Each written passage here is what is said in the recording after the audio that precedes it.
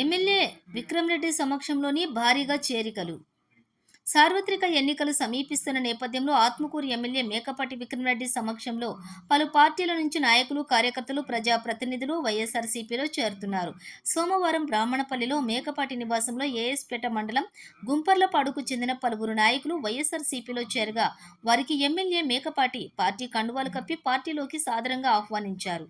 అదేవిధంగా సోమవారం మధ్యాహ్నం ఆత్మకూరులో ఎమ్మెల్యే మేకపాటి క్యాంపు కార్యాలయంలో మున్సిపల్ పరిధిలోని పలు వార్డులకు చెందిన పలు పార్టీల నాయకులు, టైలర్స్ అసోసియేషన్ సభ్యులు, భారీ స్థాయిలో మహిళలు పార్టీలో చేరటంతో వారికి ఎమ్మెల్యే మేకపాటి పార్టీ కండువాలు కప్పి పార్టీలోకి ఆహ్వానించారు.